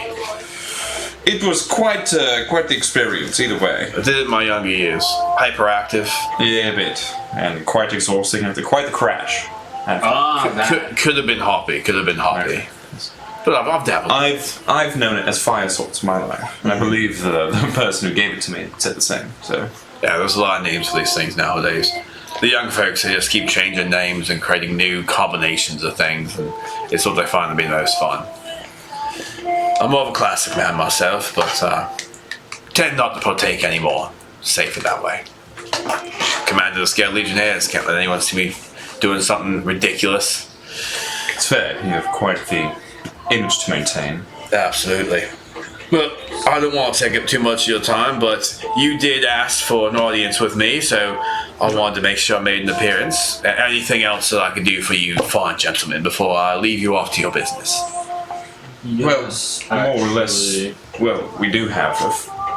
Do you have time to relax with us for? Of course, yes. I could be here for not nearly as long as I'd like, at least until that next fight takes place and I have to run out to the back, but If you don't yeah, my mind, intention for a short period. we'd appreciate your company a small bit longer.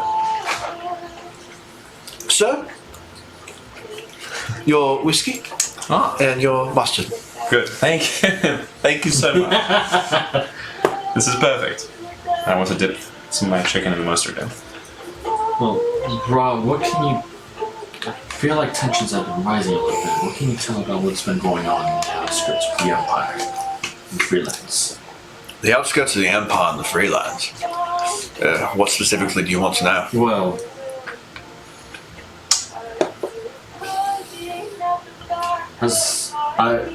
From what we saw, the Empire is looking for any traders here in the city. Yes.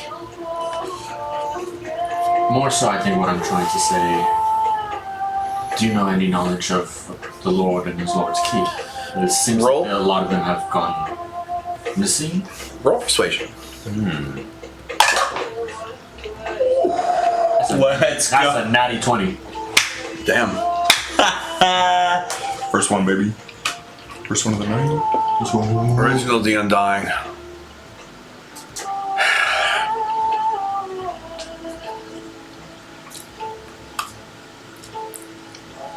You're a trustworthy and honest man. I tried to. I actually know a great deal. So, you may not know this, but we ended up actually recently housing members of the Lord's Court. We actually kept them in the Noble District, and apparently they're supposed to be moving off here somewhere else. They didn't tell me exactly where, but they're supposed to be moving off. Gave them more or less, I gave them passage. There's a secret meeting quarters that exists within the library, and they've been staying there for a couple days. They've been doing their studies and collecting their information. I always told him the bold that he should have been supporting the Lord in this effort, but it's not me who makes decisions for this city. He doesn't want to support the Lord, and he doesn't want to support the Imperials. He wants to remain neutral. Best for business, and I understand. Business and the security of his people, of course, understand. I understand, but I've always told myself, leaning more on the Lord's side of this thing. The Freelands wouldn't exist if it wasn't for him. And more off, my claim to fame wouldn't have happened if that wasn't the case. Here. Yeah. Cheers. Yeah. You do. Now, with that being said, there was a couple of discussions I had, but you know what? I could trust you, Reginald. I'll tell you.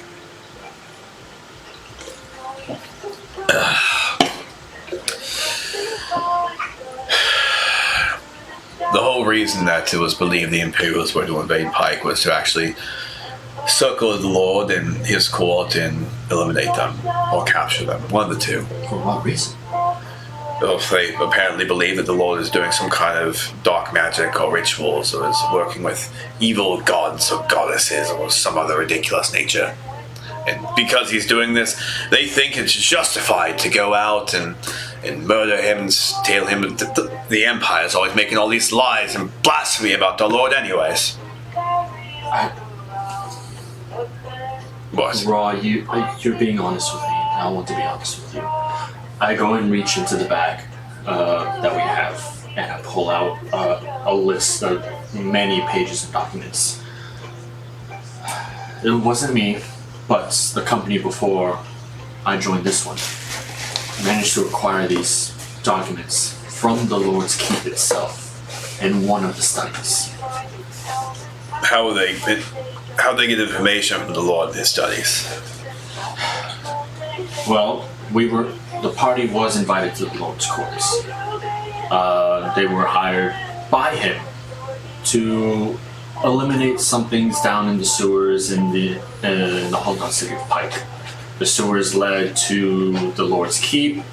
They were trying to flee from a dastardly creature. Somehow managed to end up in his keep, and where they ended up was in a room, seemed like a war room. And by what you're saying, these documents seem to make sense. These documents entail kidnappings and uses of evil magic. Doesn't make any sense. The Lord would never do kidnappings, anything like that. It's all just Imperial propaganda. Well, see, here's the thing. A lot of this has the Lord's Keep's members written on these documents. And that's what we're trying to kind of figure out a little bit, especially this Nathaniel fellow. He's a member of the Lord's Court. Of course, Nathaniel's here in the city. Right. There's plenty of the Lord's Court within the city. I've actually heard rumors that the Lord himself is somewhere within the city walls. Truly. Truly. We don't know where or Makes what. a lot of sense as to why the Imperials are outside in the city. Some distance, of course. I suppose. But it's a whole debacle. The members of the Lord's Court they know that They know the Scaled Legionaries are strong supporters. You're challenging why I have faith. So I've been to the Imperial territory, and I'll tell you what I've heard about from the Imperial territory is those people are evil, they're dastardly, and they're just trying to find any reason to come in here and just scold and burn the grounds that we walk on. They do not like that we retook this area they were trying to commandeer, and they have nothing but the worst intent for us. If that's the case, then they would have sacked this city long ago. They hadn't, though. They had to wait till the timing was right. It has to be. They're setting up checkpoints all throughout the lands. It seems like they're looking for the Lord specifically. So it just doesn't make sense that they're just coming in and trying to invade and take over.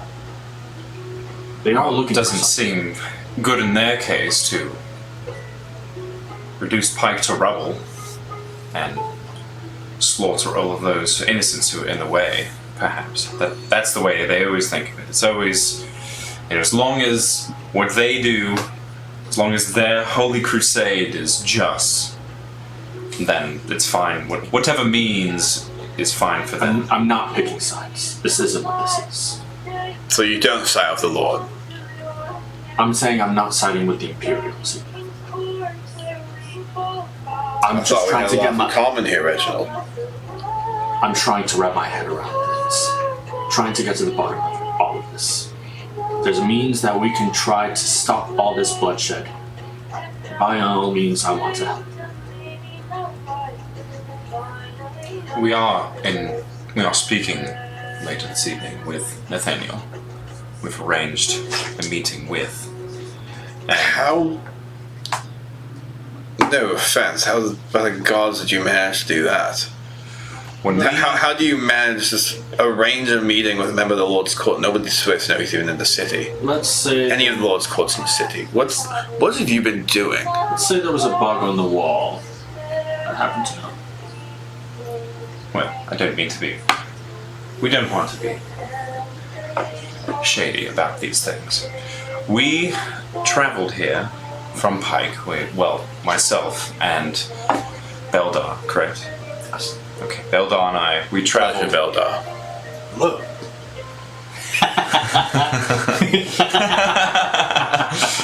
No, I could use some friendliness right now. Cheers. Cheers.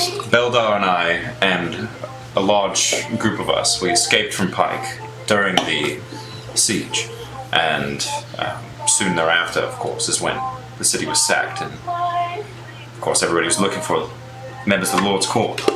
Lo and behold, part of our group was another member of the Lord's Court, but maybe not of one of such great repute as Nathaniel, or as the Lord himself. But you might be familiar with Cynthia. Wait a second. Wait, sorry. Wait, Cynthia. Correct. She's a member of the Lord's Court. She's one of the servant girls. Mm-hmm. I've met her on many occasions. She's Reginald's manager. Wait. For the pits. You escaped from the whole city of Pike. Correct. The others, and you also escaped from the whole city of Pike. Yes. Where did you escape? How in all of the chaos did you two run into Cynthia in the whole city of Pike? That doesn't make any sense. Well, But were you like, were you standing in the presence of the Lord when the attack happened? Like how do you intermingle with Cynthia? Was she just running through the streets in the fire and the flame? This is all sounding. Okay, we should be back. do you see like performance stats on the bottom or anything? Like frame rate or anything like that? The performance stats were fine. Okay. Hopefully it stays okay. Yeah, hopefully. All right. So going back to it though. So would you roll for your perception? 17. 17. Okay. You are going to end up overhearing a little bit of a conversation from one of the tables just outside your booth, and it's going to end up being somebody saying, "Yeah, and that was exactly when it happened. I saw dragons flying all the way around, completely torched that Imperial ship. It was ridiculous to watch. I'm thinking it'll probably happen again here when sun rises. Those things have been lighting up just like wildfire out there in the sea. I'm gonna kind of see if I can levitate up to above and fly to over. Right. See if I. Okay, you're going to be hearing a little more. Oh yeah, I'm thinking that something going to be crazy happening here soon. It's just a matter of time at this point. These dragons have been docile basically the entirety of the existence, but just a couple of days ago they started getting all rambunctious and going out there. It's cause for concern to say the least, but how you know it? They're still paying us. They seem to be not paying any traders mind, and they're just ignoring us entirely. It seems they're only going after Imperial ships, which is odd to say the least, but could be significantly worse, I suppose. I kind of kick him under the table and try to kick him and forget that I have short legs and just like kick the bottom of the table maybe just a touch. Ow! What? He's not. I'm gonna try to listen to what he's going on about. You're going to end up hearing a little bit of the tail end of that conversation. Basically just talking about how there's like dragon attacks that were happening and some of the Imperial ships are getting hit, but none of the merchants apparently are getting hit right now. Okay. Dragons are docile. Excuse me, Mom. Excuse me. I'm just gonna float over to the side. Hello, friends.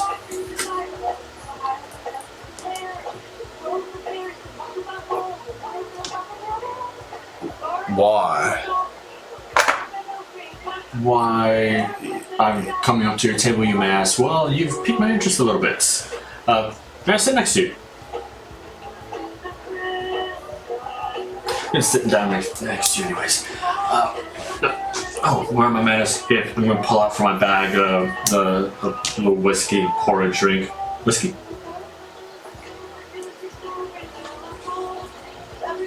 Make yourself comfortable, friend. Put the bottle right back in. You mentioned that there were attacks of dragons happening around. Oh yeah, that's right. Right. So they're mainly supposed to be docile, or you're not hitting merchants? Only Imperial ships. Yep. None of the merchants have been getting hit here recently. It's mostly just the Imperial ships that's really getting hit now. So it begs the question that maybe what the Imperials are doing with the dragons, that it's probably pissing them off. What are you talking about? Those Imperial ships have been sitting out there in the harbours days. This recently just started happening. You must not be from here. Wait a Dragons are second. resistant. You're Reginald the Undying. That I am. You grew up here. How do you not know about the dragons? I've had some some drinks, as you can see. My mind's a little foggy at the moment. If you want to give this man a little bit of credit, listen here, friend. There's many things that happen inside of the Eye of Exarth. No, the dragons don't come outside. And it's what it is. It's fine. That's right. We don't hear too much about the dragons whatsoever. The dragons normally don't leave. And I heard something from, what is it, the ferryman. I can't remember the man's name. Ferryman? Yeah, there's some ferryman who runs the ferry from Ravenstone to here over in Shatterstone.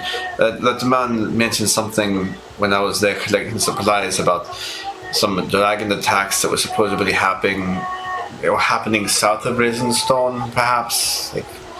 Something along the lines. But those are some of the most recent attacks that we've had, and they've been rather small. But to tell you what, the dragons that have been coming out now, they've been rather big. Nothing small. These are big dragons that have been coming out and completely torching these ships. I've seen only in my lifetime, only but a handful of dragons come out, and they've always been glistening across the sky. Beautiful golds flying across the sands. Gold dragons. Were these the same color, the ones that were attacking recently? Gods, no, they weren't gold dragons. No, these were green dragons and black dragons mostly. Green and black dragons. Oh. I recall the green dragons personally when I was attacked. I by do Risen remember Stone. you telling me that. You were attacked by green dragons. What do you mean? By small little dragon, like hatchlings, attacked me on the way to Risen Stone. Little ones. You came to a business on it, friend. Yes, and I know of which ferrymen that you speak. Yeah, that's interesting. So you were there when the attacks had happening, so you must know a little bit more. Why would it, do you know, do you speak Draconic? Were the dragons talking to you? No, they, That's unfortunate. It was a shot in the dark, but unfortunately, it's peculiar. Dragons normally never end up going outside like that. what do they normally do? Just they stay up in the Eye of Exile to try to avoid being hunted. But I can only imagine as to why they'd feel and have the goal is to come out and start attacking things, especially knowing that there's hunters looking for them. The hunters are watching as they fly back up in there. They know exactly where the dens are and where they're heading, where they're going back to. Trying to catch them even on the way back through. But for some reason, those dragons have been so incentivized to come out and do these things. I'll tell you that, friend, it doesn't seem quite right.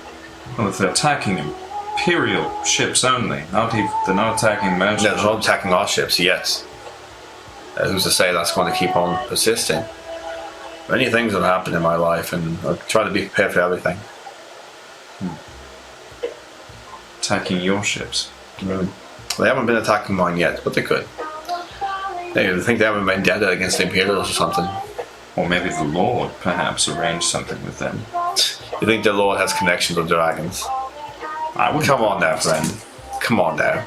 I mean, You really think the Lord has connection with dragons? But do you think the Lord's going up into the Eye of Exrath and doing that? No, he's not doing that. Could he send people? Sure, but who's he going to send? Who in the gods is going to actually have the goals to go up there and negotiate with dragons? It's not going to happen. The Lord is a powerful person. Yes. So I've been told. I don't think he's the best man, to be honest with you. Well, it's the kind of thing where I make a lot more money in the freelance than I do working for the Imperials. Just because the Imperials do tax rather high. At least the taxes in this land are a little bit looser for traders. Not so much for the locals, but they're better for traders. do you believe the Empire's claims about the Lord? Was there any justification for their invasion? I believe it's possible. I've never met the Lord personally. Never seek counsel with him or any of the overseers for that matter, but could anything like that happen? The Lord's doing, what are they saying? Evil deeds. Yeah, sure. All men are evil deep down. Some are just better at suppressing their emotions than others. Come on, friends. We all have deep, dark desires. Any of those men over there probably looking at the woman across the bar thinking, they could be mine. But it's just a matter of whether or not they control their ambition. I do, you do. I'm assuming the Lord does as well. We all have deep desires. They don't hold it against him. Let's hope he's good at holding them back.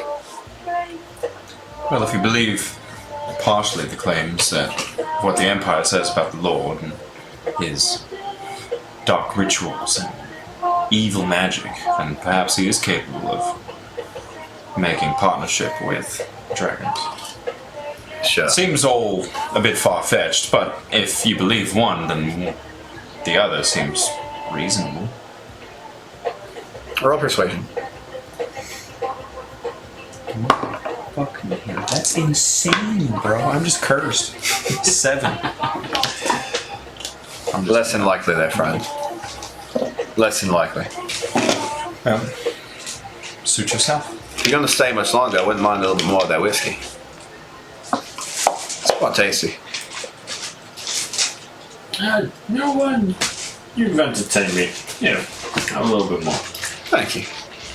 Anything else you want to know about these ships, dragons, merchants? Why do you take a little swig? I think you've answered quite enough, Brad. How many times have they attacked that you know of?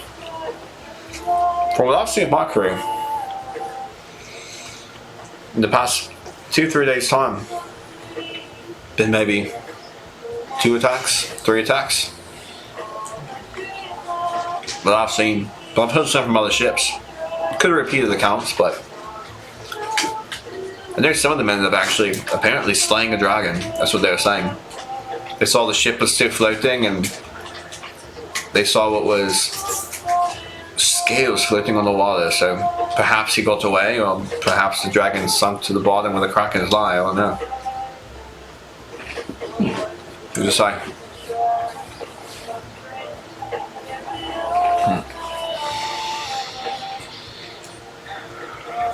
We live in strange times, certainly. All of this conflict is not.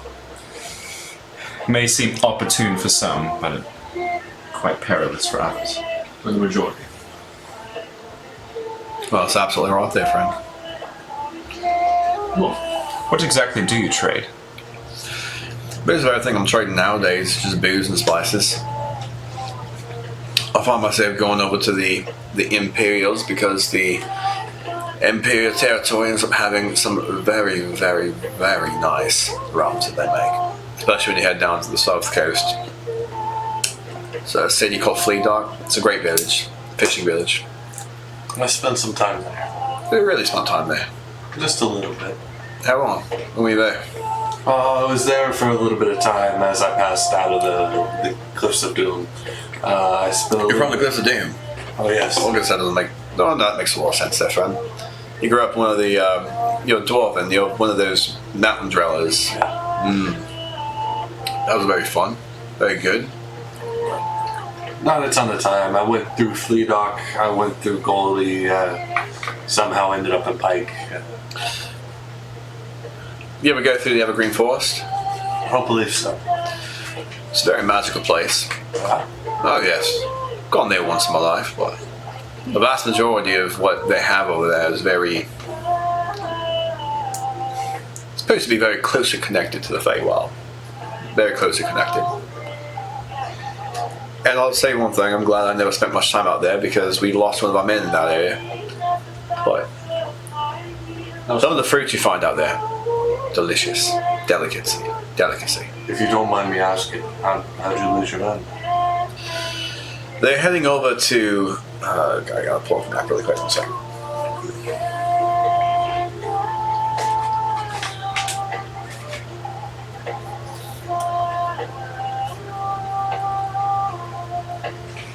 Real quick.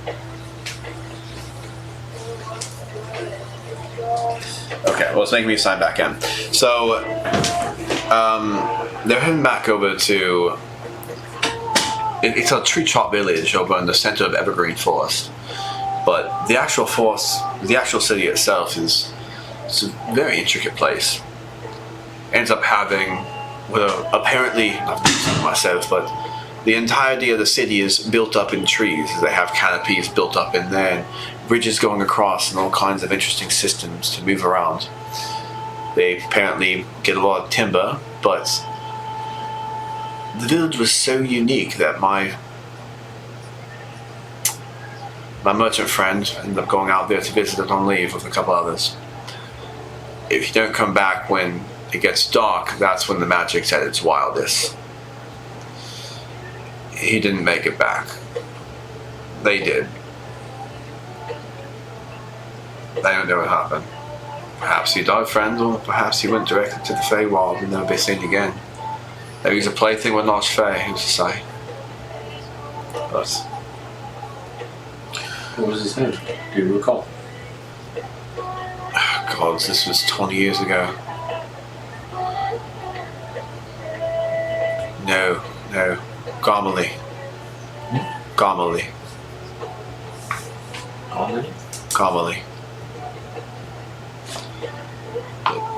He was a good man.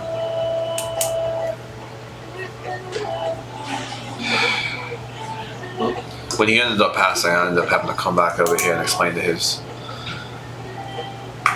beloved what had happened. I'll spare the details, but I'll just explain to her that he died at sea, not doing something stupid in the woods. Well, it was probably for the better.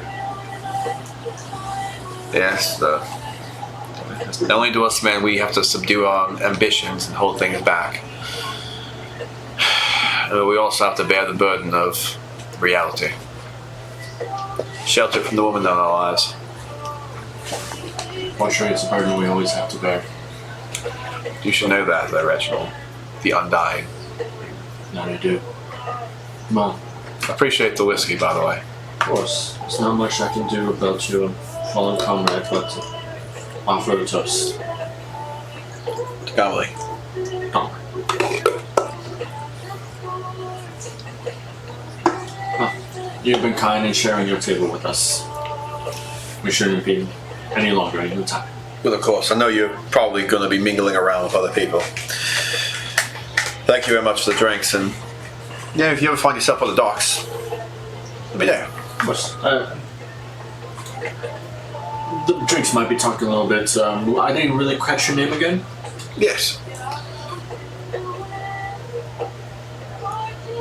So, my name is Dalnane. What? Dal what? Dalmane. Dalme. Spell that out. Yeah. So it's going to be DAL, then MAINE.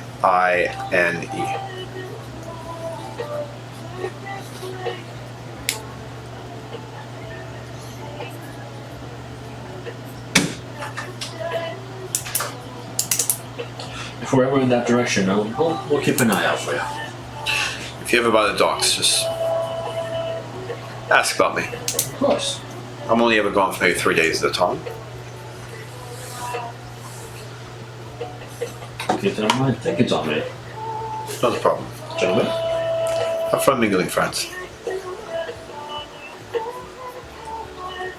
And you get it from the table. What do you guys want to do? Let's... You do have a a wayward wife to persuade. To I was return just to her about to husband. say, Mr. And he did ask that you talk to him again before speaking to her. Not that we even know what she looks like to begin with. You can't just approach a random woman and say, "Hey, are you married?" And it's not going to work very well. Little Bomb. Cougar. That was his name. Quite odd that he's sitting all the way down here and his wife is all the way, well, soon to be wife. Oh, interesting. Are couples supposed to sit together? Of course, usually. They're having problems. I'm just worried what he expects from you to do. Sure, he is having problems. Hopefully this isn't some sort of strange cover story for whatever weird things they might want. Oh, yeah. Hope it's not some sort of kidnapping kind of, or take me with you kind of deal. Exactly. Agreed. Well, I mean, we can most certainly do that. Mm-hmm. Well, Mr. Cougar just say to go up to him first. Beldra, would you like to join with us? Or... Feeling quite saucy. I think we can... Yeah, we can do some... Fuck it. But speaking of